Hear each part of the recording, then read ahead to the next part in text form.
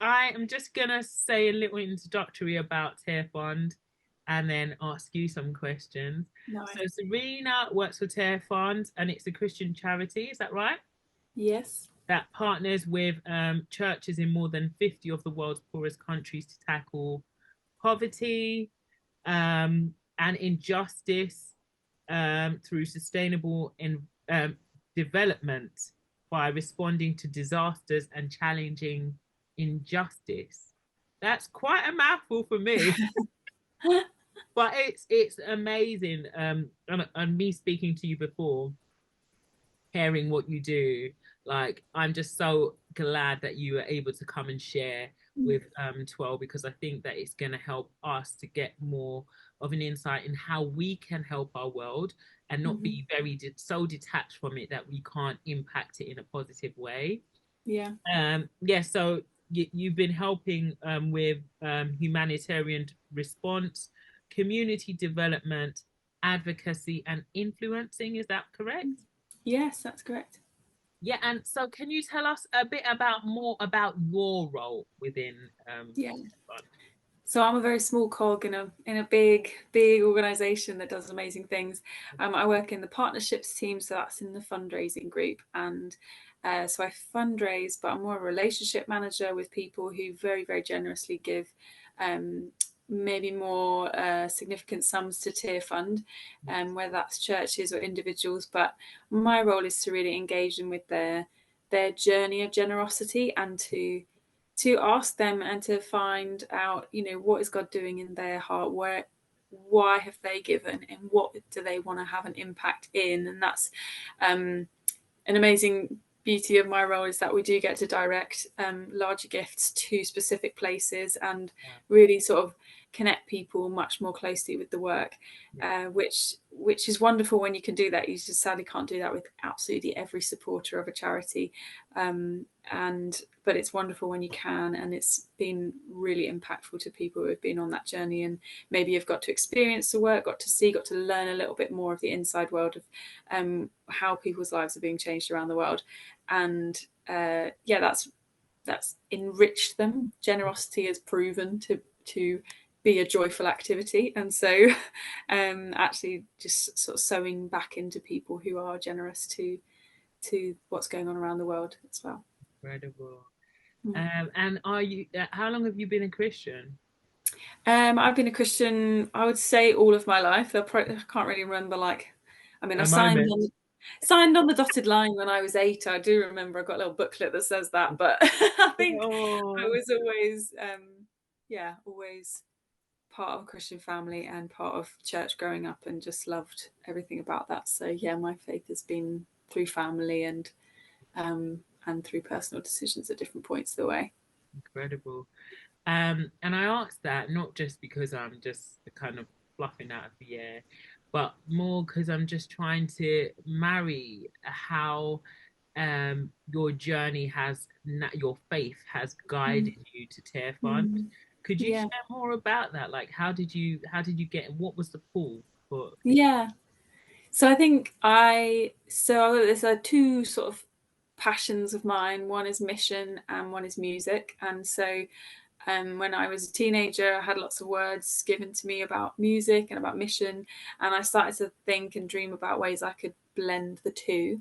So that actually ended up happening. I used to be very heavily connected in with Romania and with orphanages there, and serving the kids there.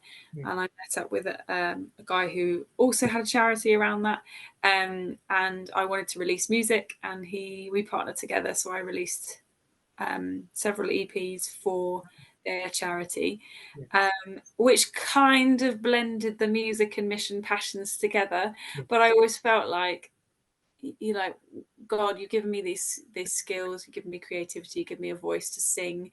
How can I use that to the best? And I always wanted to sort of sandwich that in with mission. I'm still not sure. I think maybe for a season and definitely in the future, yeah, using the both together.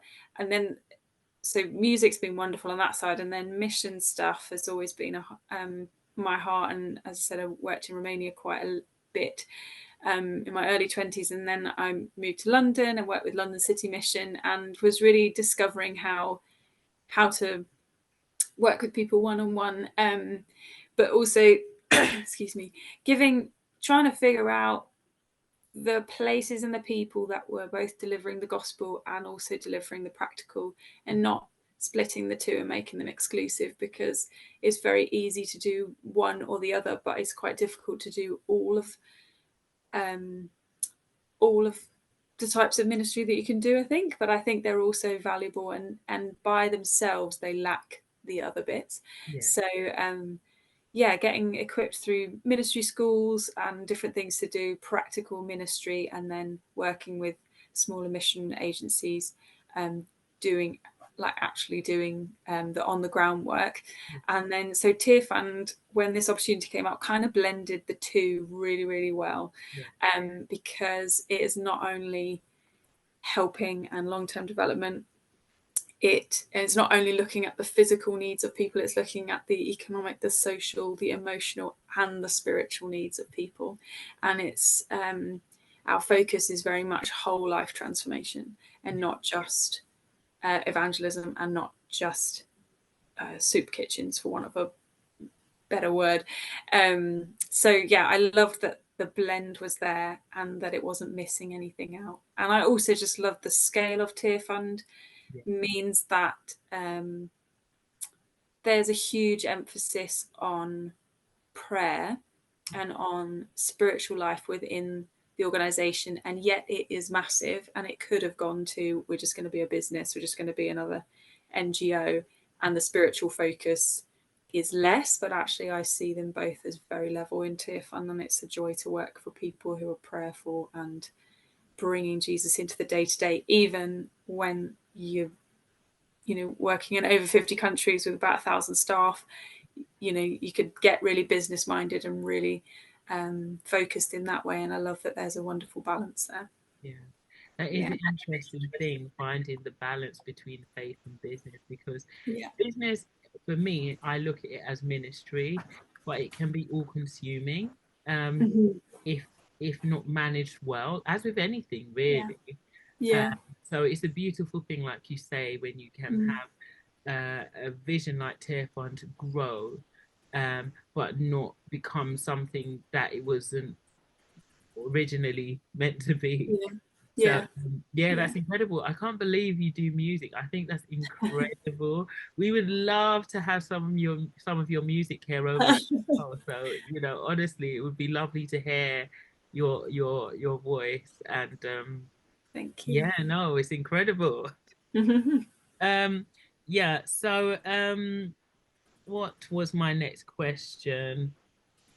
Yes, so how long have you been at Tearfund?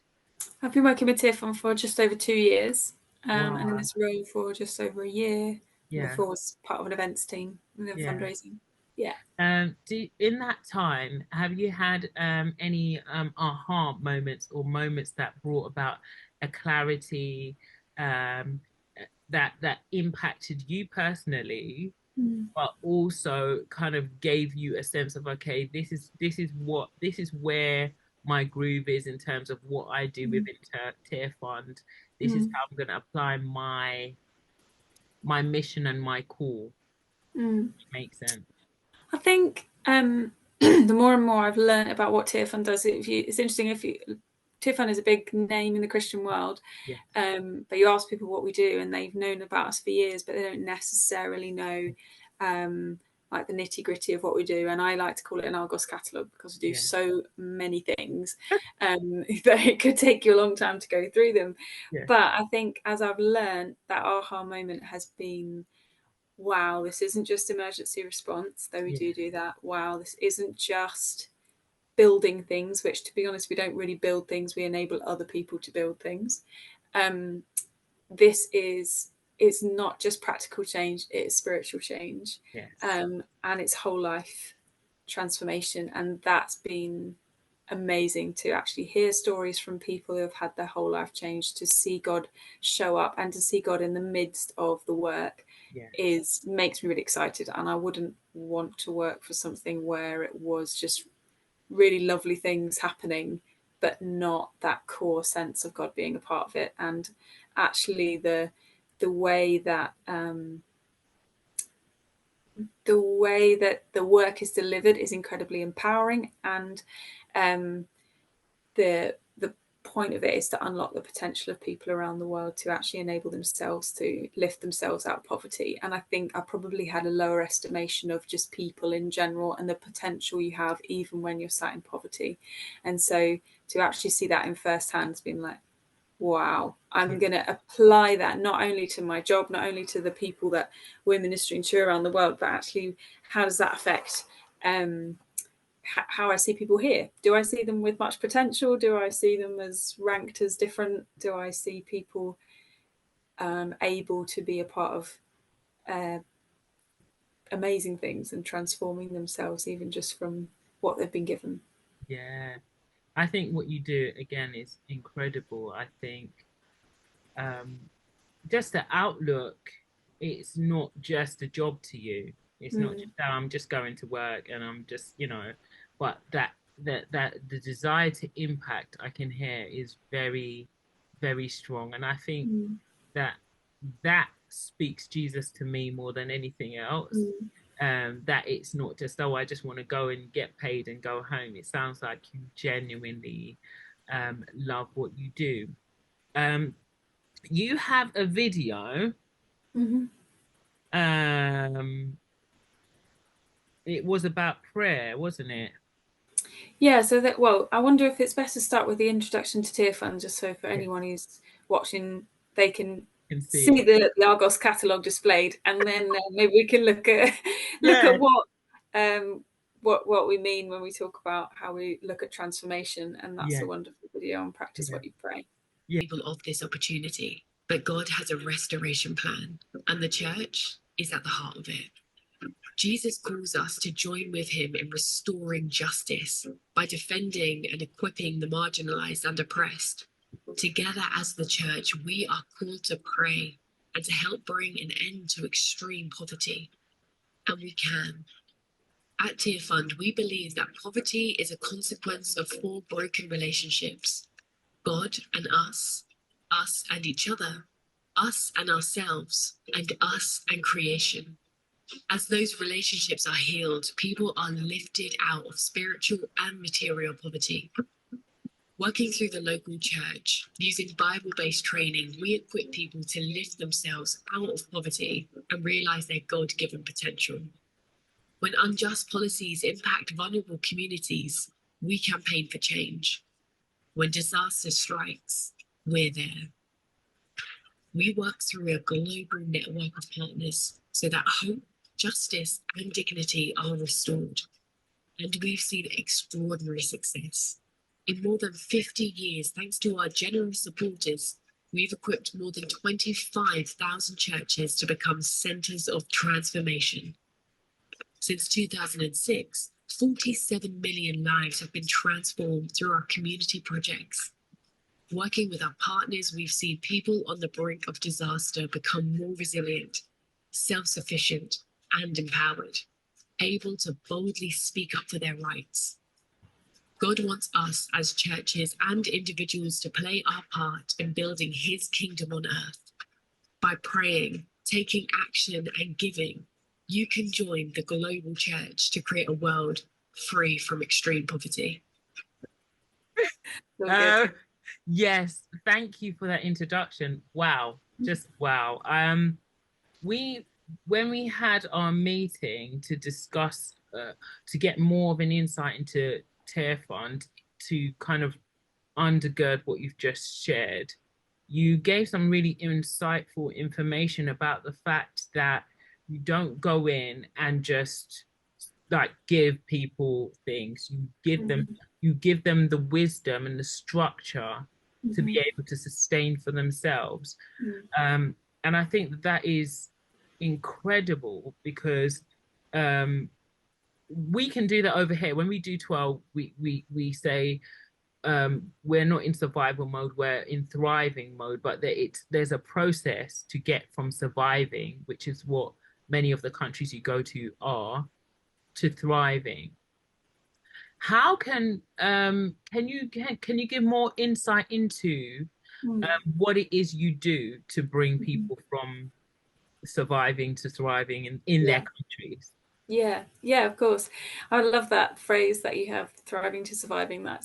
Sorry, that's not even the one. Surviving to thriving. Let's get it right. The way Yeah. that is completely Tearfund's heart for people around the world, and our mandate is to see an end to extreme poverty. And so we start working with the most vulnerable people in communities. And like you say, rather than coming in and saying, "Oh, you don't have a school here. We're going to build a school. Oh, you don't have a medical facility here, we could just build you one. Oh, you don't have raw water, we could just put one in."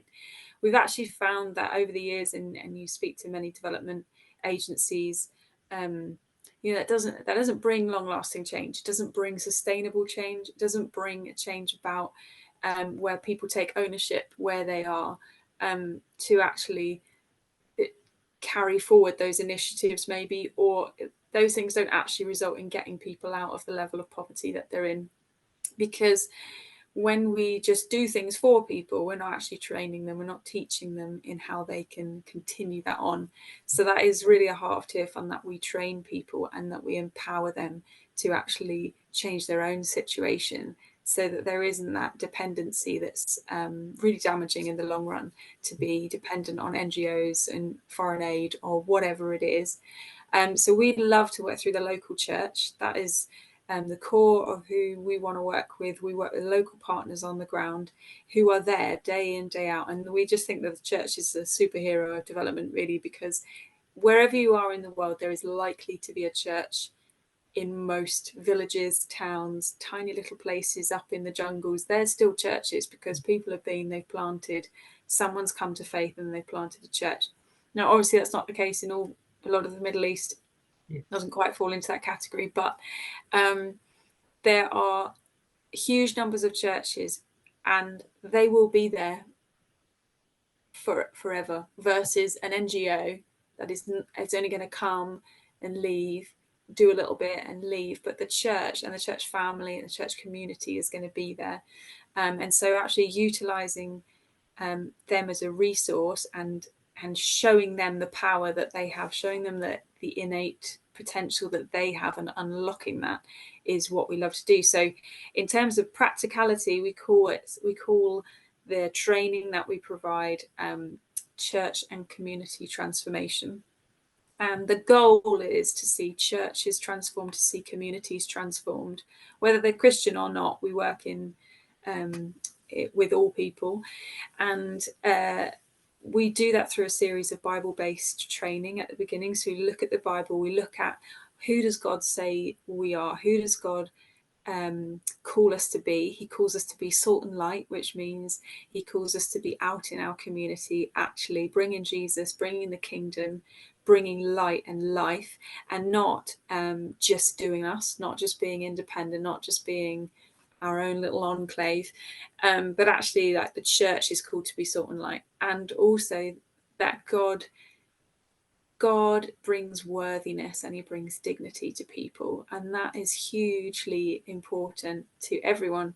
But if you're in poverty, actually the thing that is missing most from you and lacking most is probably dignity and worth, because the things that you have access to, lack of education, your practical surroundings, do not edify. They don't bring dignity, they strip you of it. And so actually switching the narrative from potentially damaging theological beliefs like poverty is a punishment from God has chosen this for me, to actually know God loves you, he's got a plan for you, and he's actually given you things, believe it or not, to actually change this situation, and he's invested in that change as well. So starting the mindset change is the pivotal point, and I think we can all agree that that's where it's most important in our own lives. If someone can tell you the right thing to do over and over and over again, but until you believe that it is the right thing to do, then you probably won't do anything about it. And actually shifting a mindset around who God says you are and who you say you are, and who the value you have on yourself and the value you can give to others, then brings about and unlocks a huge amount of potential in community. So from then on, we then work with practical ways to maybe upskill and train people in things that, you know, they can either earn an income where they might not have ever earned an income, where they can gain assets where they might not have had assets to use in emergencies, to use to barter or trade, or just increase that level of from instability to stability. Yeah. And out of that, communities have learned, wow, we can actually do a lot with the resources we already have. So for instance, we'll watch it in this Practice What You Pray video, but this village in Burundi were really cut off from any kind of other larger town. The local hospital was over 10 kilometers away, and there was no road to get there. And so after they did these Bible studies, they learned about how to save money together. They learned various skills around farming, and I don't know if they learned building skills, but part of that was, you know, they realized our problem is that when we have an emergency, we can't get to a hospital. And that is because we don't have a road. And an NGO might have come in and said, well, you don't have a school, you don't have a hospital, you don't have anything. But they're thinking, that's not our top priority. Our top priority is we need a road. Yeah. And so they as a community said, right, we're going to build a road out to the hospital so that we can reduce, you know, pregnancy fatalities, reduce any kind of emergency, really. So they grouped together to build this road. They then realized how much they could do as a community when they joined together. They built 4 medical facilities, medical clinics in the local area, and they built their own church, and they built the school that their kids go to, and they all did that. And the only thing that Tearfund came in and did, and the partner, was train them in how to do that, change that mindset. So those things are just incredible when you see the snowball of people just like light bulbs coming on, going, oh my goodness, we could do something to change this, and I could lift my family and my family's family, my generations to come out of poverty and live you know, a much fuller life than they have been. That's incredible, it really is. Before we watch the video, I have one more interesting question, and it is for the people who watch this and go, well, it's got nothing to do with me. Got nothing to do with me.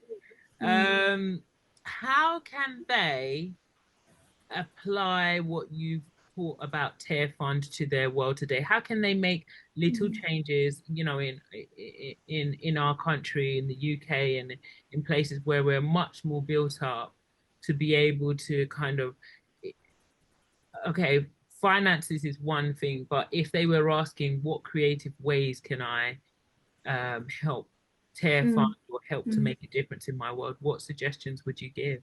Yeah, so in many ways we love people to pray. We really believe that prayer really changes things, and you know, coupled with that is action. And we also have a department who campaigns, who lobbies government both in the UK and around the world at national level and international level to change policy that actually keeps people in poverty and keeps injustice continuing because of the way it's set up to benefit someone else, but it's actually exploiting people at the lower levels. And so at the moment we have a really fun campaign called Send a Lemon, and I would highly recommend sending a lemon. So part of this is to do with the COP climate talks, where various governments, including our own, have said that they will stump up many millions to help in the tackle against the climate crisis, and to help people who are most affected by it in many countries where the weather patterns have changed due to climate change, and actually it's just completely decimated their crops and meant that where they would have had regular harvest before, they now only have maybe one a year,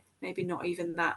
And so you're toiling and toiling to work for that, and then it's not coming, and you then can't feed your children, you can't send them to school. All of those things are gone. And sometimes we can sit in England and think the climate crisis, it's just we get hot summers now, but actually people who live in poverty are affected the most. And so Send a Lemon is about the fact that the government has pledged to do something about this, and actually they've gone really quiet and they've silenced. And so send a lemon is, it's either send a lemon, send some cough mixture, send a tea bag, send your best sore throat remedy, and it's asking the government, have you lost your voice? Are you going to get well soon? Because we need your voice and we need it to stand I up. love that. This is a really fun one. I love it. So get on board and send a lemon. I'm going to send a few. Sorry, I should say that, should I? So it's, yeah, you can send a get well soon card, which I find particularly funny. Wow, I love it. Yeah, so there's various ways. If you go on the website and look at under campaigns, then another campaign is the rubbish campaign, and you can sign your petition, sign the petition to petition governments around the world to make better treaties and better policy on how they dispose of rubbish. Yeah. Because again, people who live in poverty, they don't have a dustman who comes and clears it up. They have the opportunity to throw it by the wayside, burn it, which creates a lot of toxic fumes and creates a lot of health problems, or throw it into local rivers, local seas, and completely contaminate the water that people are drinking and using on a daily basis. And the level of the death rate due to rubbish around the world is actually incredible.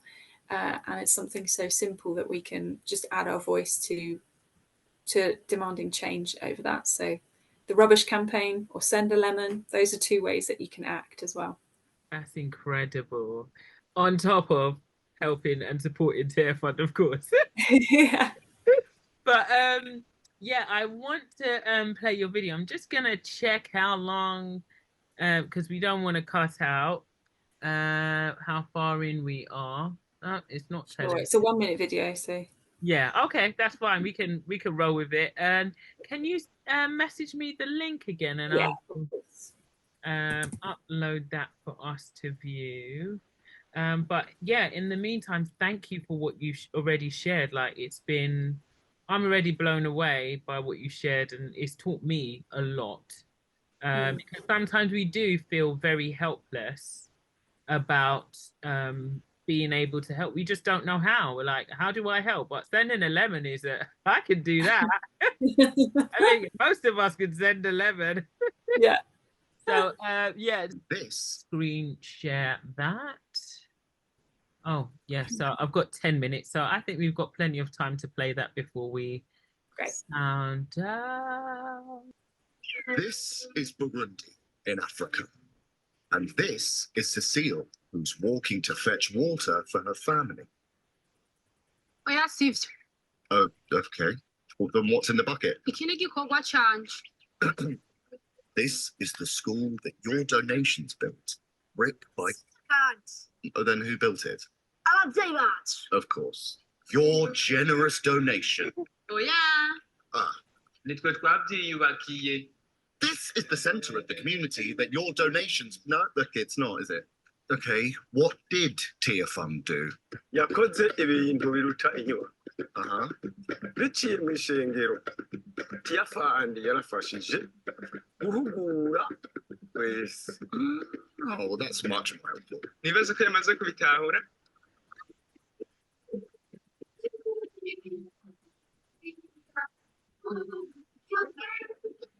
I'm just, practice what you pray. That was just a punch.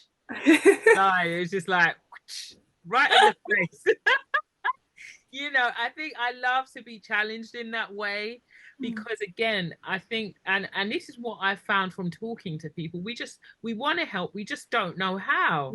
I'm getting a message here saying a real punch. Because we want to help, we just don't know how. I don't think that, especially in our westernized society, that we are mean or we're withholding on purpose. Sometimes it's just a sense of helplessness and lack of awareness.